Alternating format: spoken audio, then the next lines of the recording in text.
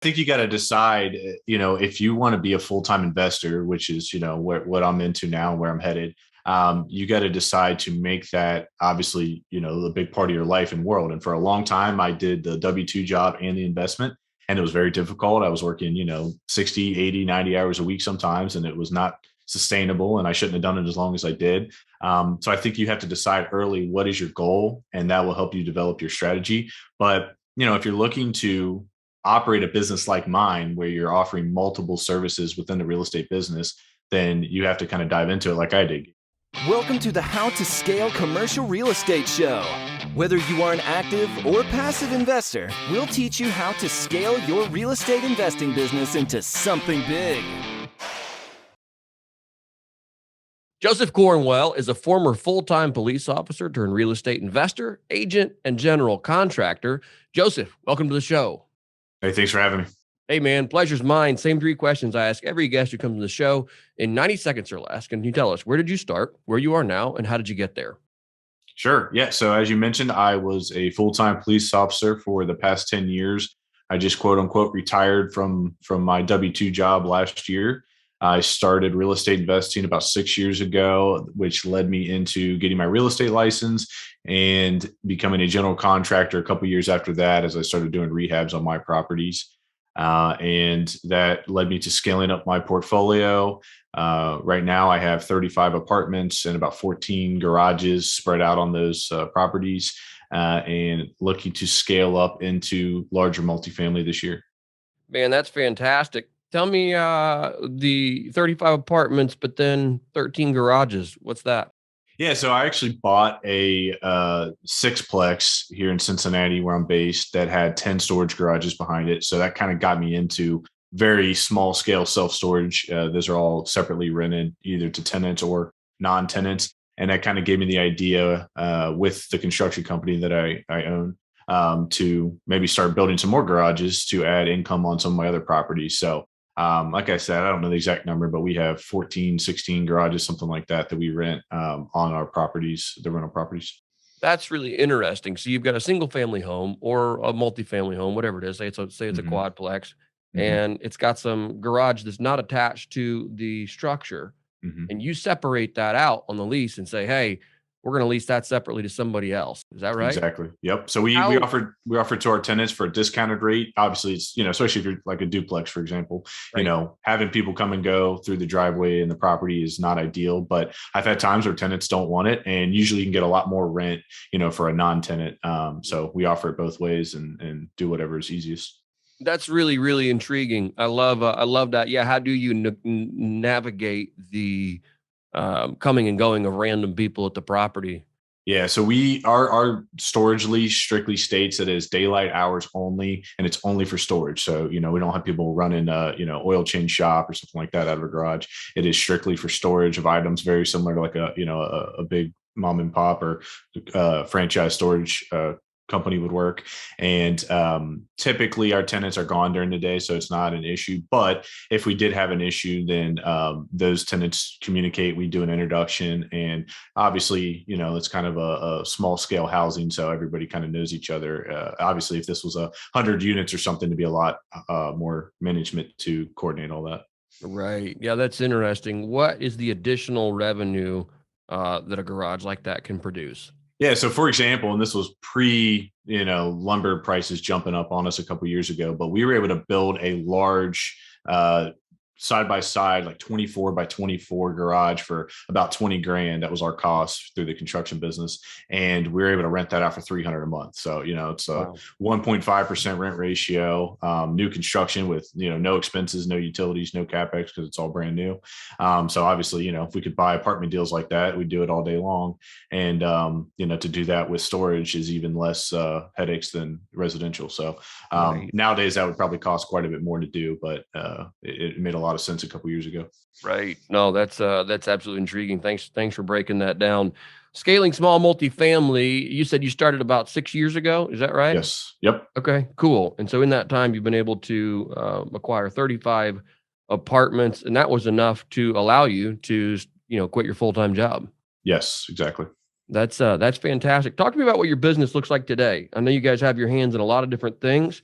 what's been the iterations of your business, and then how did you scale each of those pieces?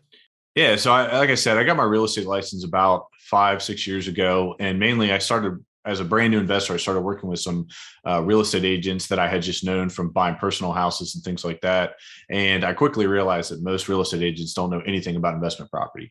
So that kind of led me down my path of getting my own license. At the time, I thought, I'm just going to do this to buy and sell my own investment property. But it kind of organically grew into, its own business. I had other investor friends were like, hey, I know you got a license. You mind showing me this or mind helping me do this? And it kind of out of my control almost, grew into its own business. And I was like, hey, I'm making decent money doing this. I should maybe actually put some time and effort into it and see how much I can scale this. So that led me into scaling that into a much more profitable business than my previous law enforcement job.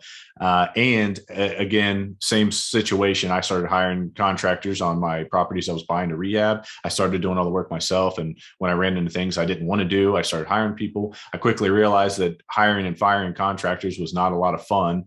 And I had the idea that if I, as an investor, am struggling with hiring reliable contractors, then there's probably a lot of other people in my market with the same issue. So I'm going to put the time and effort into building out a business around that service. And I started hiring full-time employees to do my contracting for construction and scaled that up. So as of now, we have 7 full-time contractors that work in the business, and I have 1 full-time assistant, and she helps with the construction and the sales side with the agent business as well. So as far as the agent business, it's still just me and my assistant that run all of that.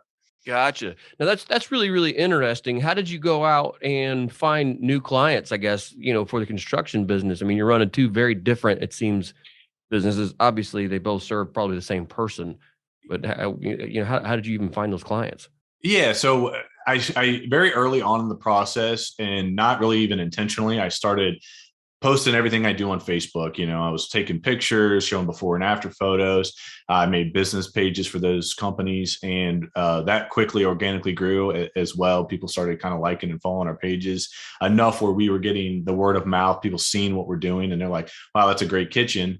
Let me call them and see if they would do our kitchen or bathroom or basement or whatever it may be. So we started getting outside clients that way, very organically through Facebook, not even doing any paid marketing or anything like that, just kind of word of mouth and seeing it on social media. And then we also obviously get a lot of referrals from our sales business. So if I sell a house for somebody and they want a kitchen done, they know I have a construction company, and we kind of pass referrals back both ways, right? If I redo a kitchen for somebody and next year they go to sell their house, they already know me and like me and trust me, hopefully.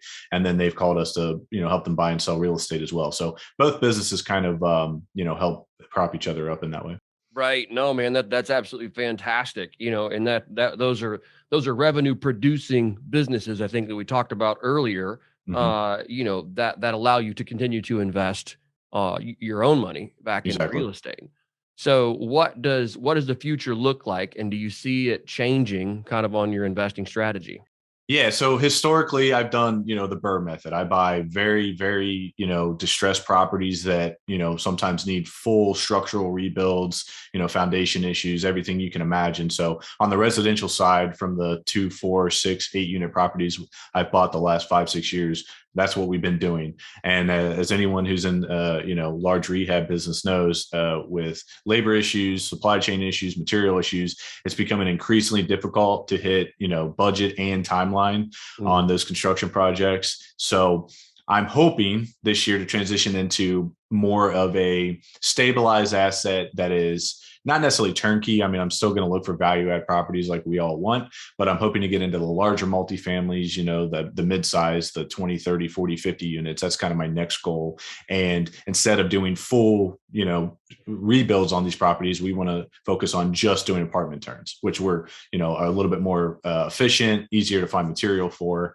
And, we can turn those apartments a lot faster than we can do an entire, structural and mechanical rebuild on a house. Right, right. Yeah, that's an excellent point. You don't know what your turn time would be per unit, but it's got to be a lot less than a single family house. And of course, if you can go from one apartment to the next, I mean, your scalability on that is just so much greater than Exactly. job sites across town. That is absolutely intriguing. I love that. What do you think is going to be your method for finding and acquiring those larger properties? Yeah, so at least here in Cincinnati, I mean, most of those mid-sized multifamilies, which is a small percentage of the inventory, is controlled by the commercial brokers. So having relationships with those brokers, which I have with some, focusing my time on reaching out to those brokers and trying to be, their one of their first points of contact to move those properties is very important. There are some still owned by mom and pop owners that you can direct market to, which we've done in the past and plan to do again, because typically it's a little bit smaller than the large scale funds and syndicators are looking for. They're looking for the 100+ units typically, so there's not as much competition with the big boys, and that's mid-sized space. But it is still mostly broker controlled as far as the sales. So doing direct mail and working with the brokers will be our opportunity to find those deals. Right. That's interesting. What are some challenges you see in that kind of, not middle market, but that kind of lower multifamily count? Like, what are some challenges you foresee, acquiring that 30 to 50 unit size property?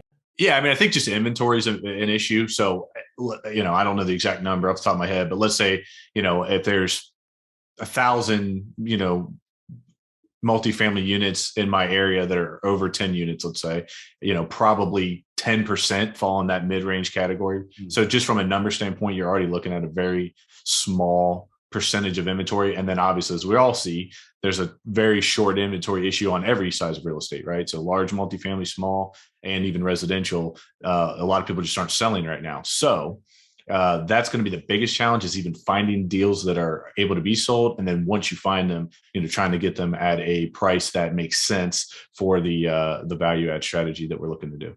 Yeah, yeah, and I would imagine, those unit sizes are gonna be more vintage property, as well. So, then you're also working with an older product. Exactly.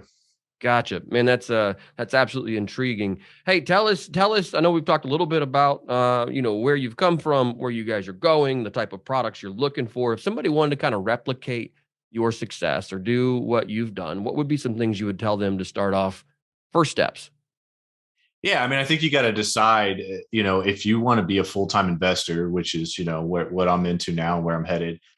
You got to decide to make that obviously, a big part of your life and world. And for a long time, I did the W-2 job and the investment, and it was very difficult. I was working, 60, 80, 90 hours a week sometimes, and it was not sustainable, and I shouldn't have done it as long as I did. So I think you have to decide early what is your goal, and that will help you develop your strategy. But, if you're looking to operate a business like mine, where you're offering multiple services within the real estate business, then you have to kind of dive into it like I did. Get your real estate license. Maybe that means getting trade licenses, depending on what state you're in. Obviously, if you're going to operate a general contracting company, there's a lot of hoops to jump through with that as well, depending on your state. So I think it's really deciding what you want to do and trying to work backwards to build a strategy around that. And I don't know if the way I did it necessarily makes sense for most people, but it certainly is a way to do it, and it works, and it has worked, and hopefully will continue to serve me in the future. But the hardest part is it is difficult. No matter what road you take, it's going to be difficult. So you just got to really dedicate, a big part of your life to doing it. Right. No, that's a sound advice, and certainly appreciate that. Let's jump here into the final four questions. The first one is this: what is one tool or resource you find you can't live without?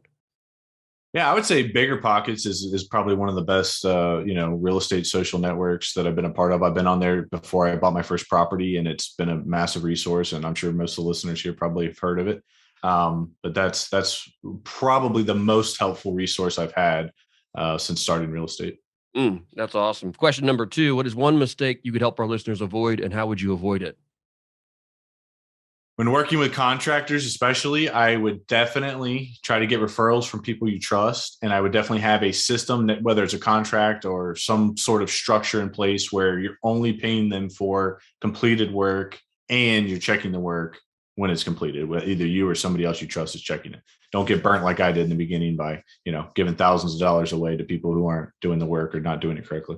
Right. Oh yeah. Oh yeah. Happens all the time, unfortunately. When it comes to investing in the world, what's one thing you're doing right now to make the world a better place?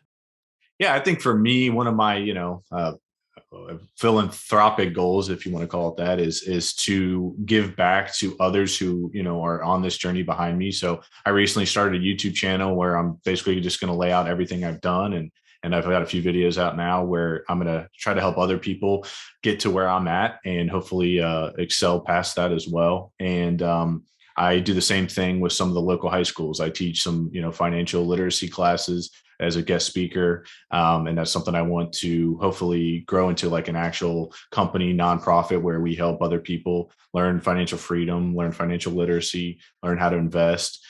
Because unfortunately in this education system we're in America, it's not really taught. So we're hoping to pass that message on to other people that will hopefully have an advantage that we might not have had.